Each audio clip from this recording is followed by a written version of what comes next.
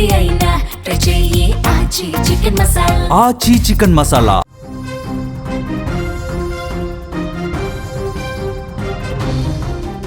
కన్నవారు తమ రక్తాన్ని చెమటగా మార్చి రెక్కలు ముక్కలు చేసుకునేది తమ పిల్లల ఉజ్వల భవిష్యత్తు కోసమే. వేలకు వేలు ఫీజులు కట్టి వారు కోరుకున్న చదువులు చదివిస్తూ రేపటి పౌరులుగా తీర్చిదిద్దాలని కలలు గంటారు. కానీ నేటి తరం విద్యార్థులు చిన్నపాటి సమస్యలకే కుంగిపోతూ క్షణికావేశంలో తీసుకున్న నిర్ణయాలతో కన్నవారికి తీరని గర్భశోకాన్ని మిగులుస్తున్నారు. చిన్నపాటి మందలింపులకే బలవన్మరణానికి పాల్పడుతూ చేజేతులా తమ నిండు నూరేళ్ల జీవితాన్ని నాశనం చేసుకుంటున్నారు.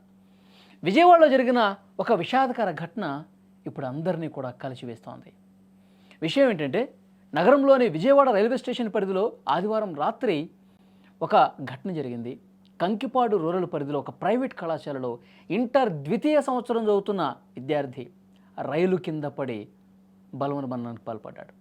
కృష్ణా జిల్లా పెనమలూరు పరిధిలోని సదరు కళాశాలలో 2 రోజులుగా జూనియర్ అలాగే సీనియర్ విద్యార్థుల మధ్య ఘర్షణలు జరుగుతున్నాయి. ఈ వివాదం కాస్త కళాశాల ప్రిన్సిపల్ దృష్టికి వెళ్లడంతో ఆయన విద్యార్థుల్ని పిలిచి మందలించారు.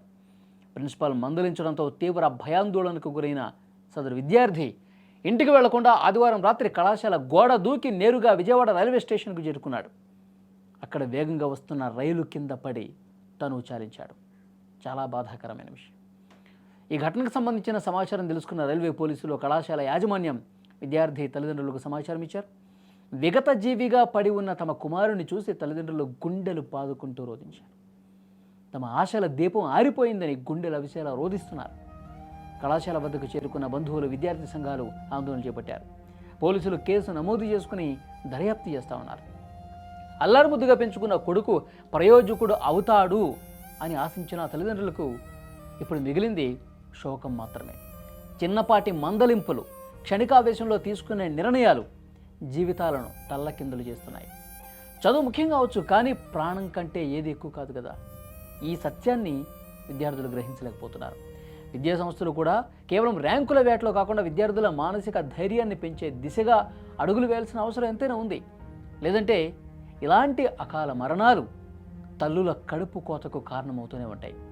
ఒకవైపు విద్యార్థులు తప్పిదంగా అనిపిస్తోంది, మరోవైపు కళాశాల యాజమాన్యం తప్పుదు అనిపిస్తుంది, ప్రిన్సిపల్స్ తప్పు అనిపిస్తుంది. ఎందుకంటే వీళ్ళు గొడవలు పడుతున్నటువంటి విషయం ప్రిన్సిపల్ దృష్టికి, ఉపాధ్యాయుల దృష్టికి వచ్చినప్పుడు వెంటనే తల్లిదండ్రులకి ఇన్ఫామ్ చేయాలి. ఈ విధంగా ప్రవర్తిస్తూ ఉన్నారు, ఈ విధంగా ఉంటే ఇక చదువుకోవటం అనేది కష్టమైపోతుంది, మేము బయటికి పంపించేస్తామని చెప్పి తల్లిదండ్రులు పిలిచి మాట్లాడి వాళ్ళని బెదిరించాలి. అలా కాకుండా వాళ్ళే నిర్ణయాలు తీసుకుని వాళ్ళే తిడుతూ, ఎందుకంటే చదువుకునే విద్యార్థులు అవమాన భారంతో ఎక్కువగా కుంగిపోయే అవకాశం ఉంది. మనస్తాపం చెందితే ఇక ప్రాణాలు తీసుకోవడానికి కూడా వెనుకాడరు కొంతమంది. సో అందుకే తల్లిదండ్రులకు సమాచారం ఇవ్వాలి. ఎప్పుడు ర్యాంకుల వేటలోనే పడేటువంటి వీళ్ళు అవి అట్లా కాకుండా అసలు జీవితం ఎంత ముఖ్యమో చెప్పాల్సినటువంటి బాధ్యత కూడా ఉంది. సో ఇలాంటి చిన్న చిన్న నిర్లక్ష్యాలు ప్రాణాలు పోయే పరిస్థితికి వస్తుంది. డెఫినెట్గా ఈ వీడియో మీద మీ అభిప్రాయం కూడా చెప్పండి.